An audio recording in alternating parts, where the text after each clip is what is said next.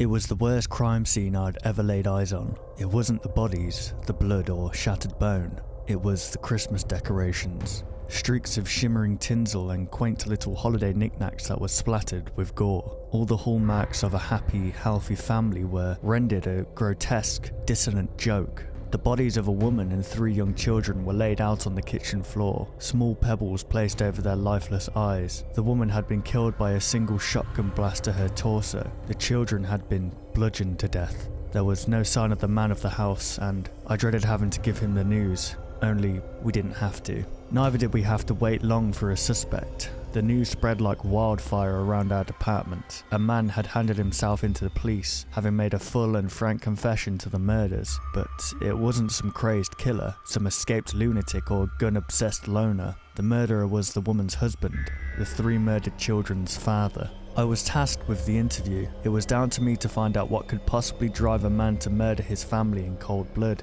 As I sat down in the interview room, the man across from me seemed totally disconnected, numb to the crimes he'd been so quick to admit to. It took an hour to finally get him to talk. He'd murdered his children first, then placed the stones over their eyes so they wouldn't have to see him kill their mother. He said it was the hardest thing he'd ever done, that it had taken months for him to work up the courage to finally do the deed. When I asked him if he regretted it, he smiled.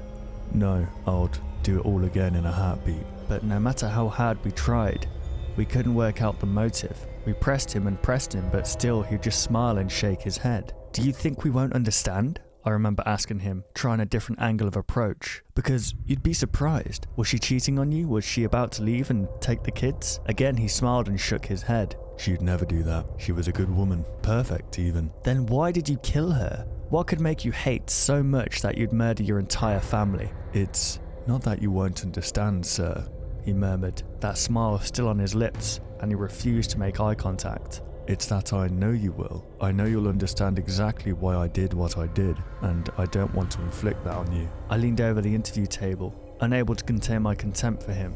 "Try me." He finally looked up and made eye contact, and it's then I saw it. Not madness in his eyes, not hatred. It was clarity, pure lucidity. "I have cancer," he said. "Doc says I have a month left at best." "Then why kill them? Why not make the most of the time you have left with them?" "Because," he said, "I couldn't be alone. I couldn't wait for them in heaven, all on my own. So instead, they are waiting for me."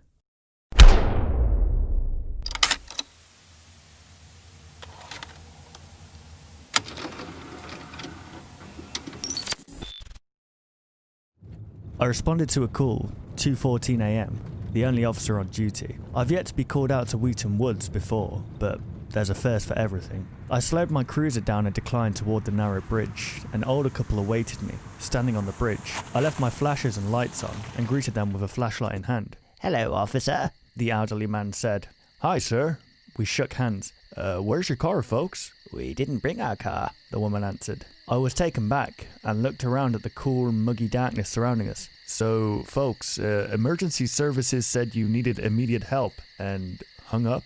"Our grandson is missing. We can't find him." The man held his wife. They looked out at the river below the bridge. I stepped over to the railing. "What are you folks doing out here with your grandson so late? And in these woods?" "Please, officer. We think he's hurt down in the river." "All right, hang tight. Let me make a call." I headed back to the cruiser and called the captain. I didn't want to wake him, but a missing kid? And why wouldn't they mention that to 911? The line rang.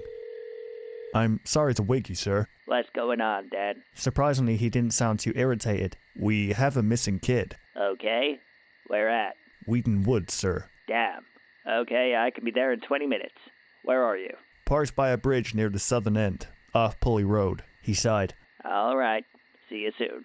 "Give me a call, sir. Might be checking out the surrounding area." He hung up. I met with the old couple. The man said, "Officer, what will you do?" The river flowed softly below the forest, near dead silent. I shined the flashlight around, the trees dark and tall. "I want you folks to wait here where it's safe. My boss will be here soon, okay?" The woman pleaded.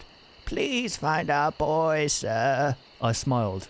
"Will do, ma'am." I left them and trekked down a decline near my cruiser. Leaves and branches covered the ground. Definitely an unkempt place, and a bit of a drive outside the town. I walked around, scanning the area, and worked my way toward the river. Still, didn't make any sense as to why they're out here so late. let alone with their grandson. I approached the river's edge. The water flowed smoothly. The elderly couple stood looking down at me. Poor folks. Made me wonder where the boy's parents were. I guess we'd be sorting all that out soon enough. I shined the light around beneath the bridge and saw nothing but dirt and rock. Do you think he's gone far? I asked them. They didn't respond, but the man shrugged. So I kept on down the river, moving the light about. My cell phone rang. Yes, sir? I'm on my way. What do you know? An elderly couple lost their grandson near Lad Creek.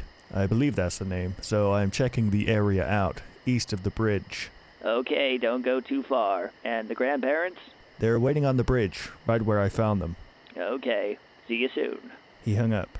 There was absolutely nothing out there beside the river and trees. I traced the bank for a bit, then after no success, I headed back to the bridge, only the elderly couple were gone. I looked around but couldn't find them. The captain pulled up behind my cruiser. What did you find out, Dan? Where's the couple? He came up to the bridge with his flashlight.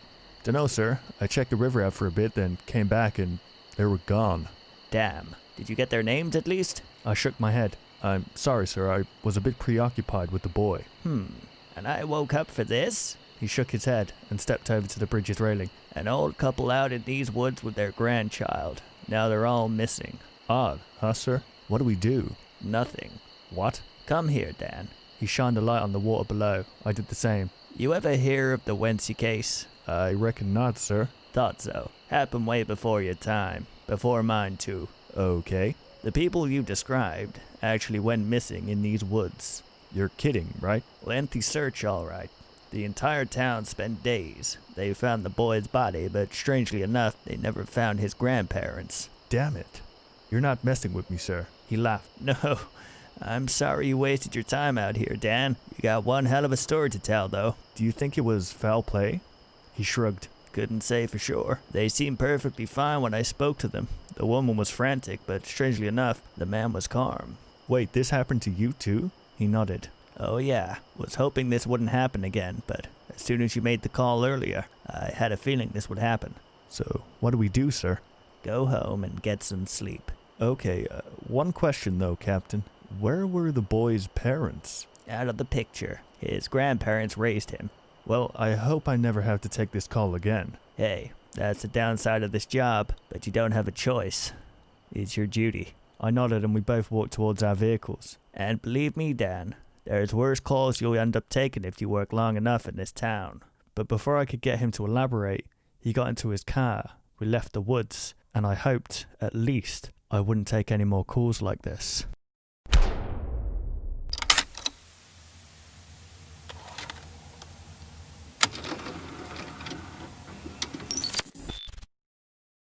I arrived at the 911 call centre at about 6 a.m. to trade shifts with my friend Caden. He worked the night shift. "Oh, thank the Lord," he laughed as I walked through the door. "I was just about to die from sleep deprivation," he yelled. A lot of the people in the centre took the night shift because they say that's when the more interesting calls take place. Me, on the other hand, usually handle the more simpler calls, I guess you could call it. And I like my job that way. Caden took his coffee from his desk, took a sip, and walked out of the centre. I sighed and put the headset on and waited. As soon as I heard the phone, I immediately picked it up and answered. 911, what's your emergency? I asked. My dog's leg is stuck in a fence and it's bleeding really bad. He sounded like he was a child, maybe 7 or 8. I don't know who to call. The kid told me, whimpering. Okay, honey, what's your address? I asked him. He told me his address and we figured everything out. Soon it was rescued and I guess they were fine. About 30 minutes later, I got another call. I grabbed the phone and answered it like usual. 911, what's your emergency? I just heard silence. 911, I said, more angered this time. what's your emergency? The voice on the other line whispered into the phone and replied with, Too late. and then he hung up. A few seconds after that call, I got another call. All I heard was screaming, followed with a loud slicing noise, and then silence. I held my breath hoping it was just a prank, but I don't think it was. I got on my computer trying to trace the call. Eventually I did, and I figured it came from a secluded forest in Colorado. We got some police officers to go out there and check it out. What they found was frightening. It was a single dog, with all of its legs chopped off, and a little boy impaled with a stick. Whenever they told me about it, I think I almost pissed my pants whenever I found all this out. I thought about the earlier call, a little boy and his dog. Another day passes after the incident and I'm at my house. I call in sick, which I never do, to take in everything that happened the previous day. All my thoughts hitting me like a tsunami. I don't know if it was the same boy from the call who killed him, Why did the killer do this? I don't know what happened and I still don't. A few days later and I came back to work hoping everything was back to normal. And of course it wasn't. I got a call as soon as I sat down and put my headset on. Of course I answered like always. 911, what's your emergency? My baby's choking. Okay, what is your address? I could hear wailing and coughing in the background. My address is... We'll be there shortly, ma'am. I informed the EMTs and they drove there immediately. I got another call about 45 minutes later. 911, what's your emergency? I said. Too late. The man replied. Then he hung up. I traced the call yet again and it was another forest in Colorado. We had another police squad go down there and found something terrifying. A little baby in his high chair, dead, with blood pouring out of his mouth, and other gory details along with an old woman with slit wrists. I quit my job the next day and started working somewhere else. I was scarred in my experience as a 911 dispatcher, and I want to share this story on Reddit. Let me tell you, if you decide to be a 911 dispatcher and you're reading this, please reconsider.